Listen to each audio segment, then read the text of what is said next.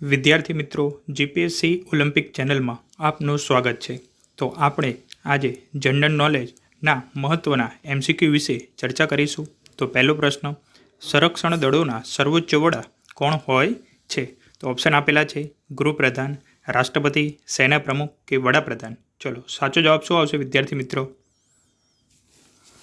તો આપણે કહીએ કે સંરક્ષણ દળ, તો સંરક્ષણ દળમાં કોનો સમાવેશ થાય? તો આપણી જે એક આર્મી છે, પછી નેવી છે અને એરફોર્સ, આ ત્રણેયનો સમાવેશ સંરક્ષણ દળોમાં થાય છે. તો આપણે કહી શકાય કે બધાના જે પ્રમુખ હોય અથવા સેના અધ્યક્ષ હોય છે, પરંતુ આ બધાના ઉપર કે સર્વોચ્ચ વડા, તો સૌથી પહેલાં એના ઉપર રાષ્ટ્રપતિ હોય છે. કારણ કે રાષ્ટ્રપતિને આપણા દેશનો પ્રથમ નાગરિક તરીકે આપણે ઓળખીએ છીએ, એટલે સૌથી ઉપર રાષ્ટ્રપતિ હોય છે. તો સાચો જવાબ આવશે રાષ્ટ્રપતિ, ઓપ્શન નંબર બી. ચલો, બીજા નંબરનો પ્રશ્ન જોઈએ. ભારતનું પ્રથમ મુક્ત વ્યાપાર ધરાવતું બંદર ક્યાં આવેલું છે? તો પ્રથમ મુક્ત વ્યાપાર ધરાવતું બંદર ક્યાં આવેલું છે? તો ઓપ્શન આપેલા છે તમિલનાડુ, મહારાષ્ટ્ર, ગુજરાત કે ઓરિસ્સા. ચલો, સાચો જવાબ શું આવશે વિદ્યાર્થી મિત્રો?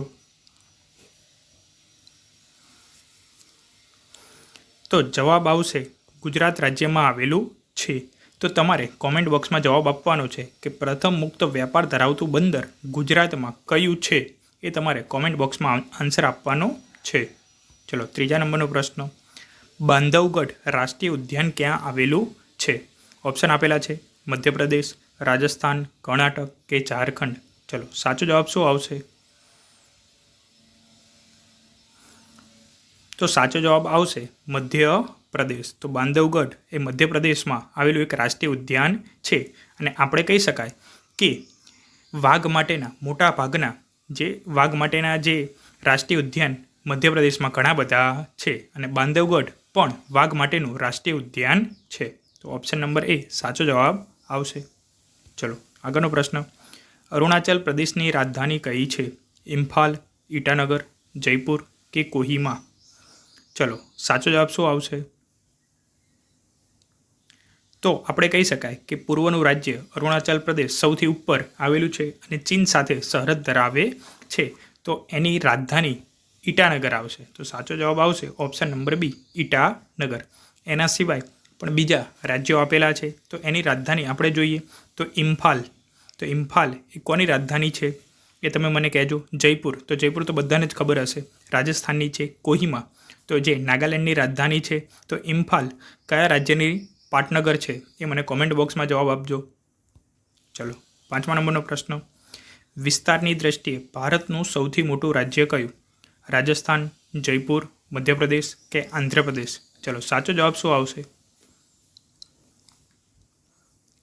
તો અહીંયા પૂછેલું છે વિસ્તારની દ્રષ્ટિએ. જો વિસ્તારની દ્રષ્ટિએ પૂછે તો સાચો જવાબ આવશે રાજસ્થાન.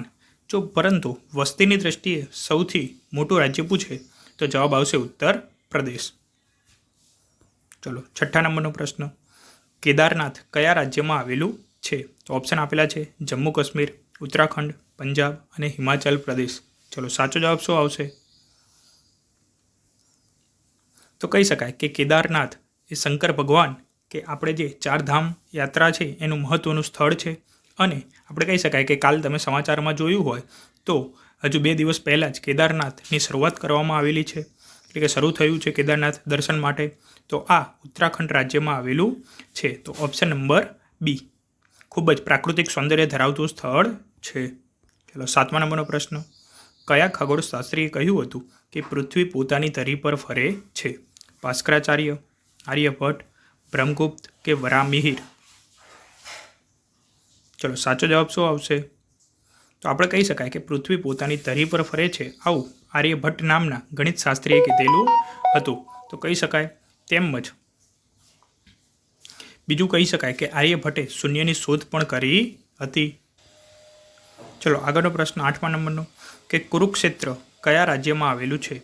બિહાર, હરિયાણા, પંજાબ કે રાજસ્થાન. તો આપણે કહી શકાય કે મહાભારતનું યુદ્ધ કુરુક્ષેત્રના મેદાનમાં લડાયું હતું અને આ મેદાન હરિયાણામાં આવેલું છે. તો સાચો જવાબ આવશે ઓપ્શન નંબર બી, હરિયાણા.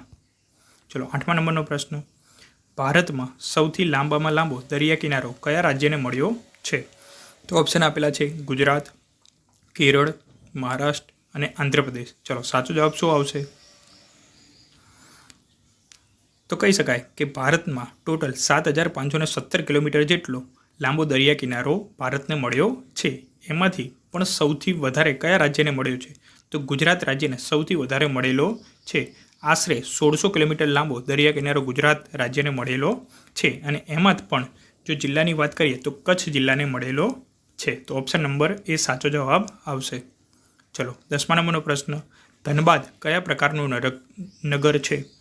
બંદર નગર, ઔદ્યોગિક, ખાણ સંબંધિત કે ધાર્મિક? ચલો સાચો જવાબ શું આવશે?